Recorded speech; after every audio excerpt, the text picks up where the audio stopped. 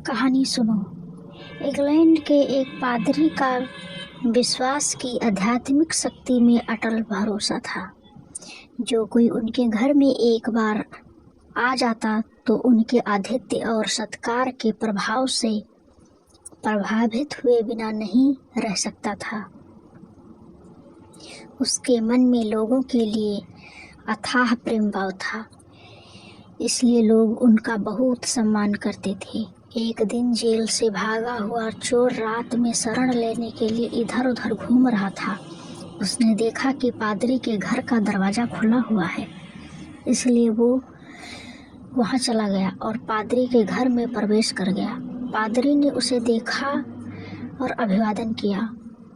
उसे कहा, तुम्हारा मेरे इस घर में स्वागत है मेरे भाई, लेकिन तुम ये बताओ तुम कौन हो और यहाँ क्या करने आए हो?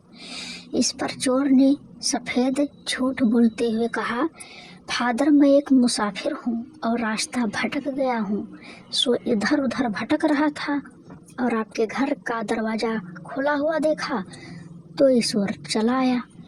क्या मुझे सिर छुपाने के लिए जगह मिल सकती है? मैं सुबह होते ही यहाँ से चला जाऊँगा।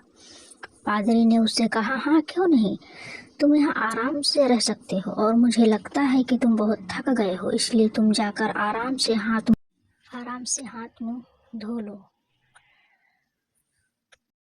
मैं तुम्हारे सोने और खाने का प्रबंध करता हूँ। इस पर चोर पादरी का आभार व्यक्त करते हुए स्नान घर की ओर बढ़ गया और इतने में पादरी ने उसके खाने और सोने की व्यवस्था कर दी।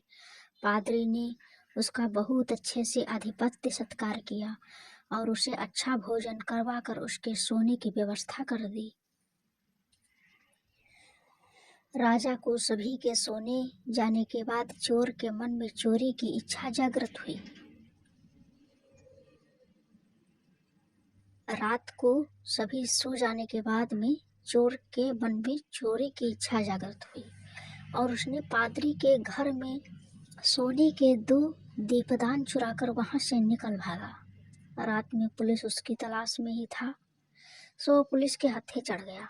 तो पूछताछ में उसने बता दिया कि मैं ये पादरी के घर से चुराए हैं। इस पर उसे पादरी के सामने लाया गया तो पादरी ने पुलिस वालों से कहा, आप कृपया इन्हें छोड़ दीजिए।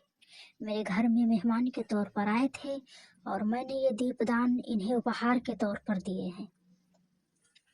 इतने में चोर के ज्ञान चक्षु खुल गए और उसे अपने भूल का एहसास होने लगा। पादरी की उदारता देखते हुए चोर के मन में पश्चाताप होने लगा और उसने माफ़ी मांगी और उसने फिर कभी ना चोरी करने का वचन ले लिया।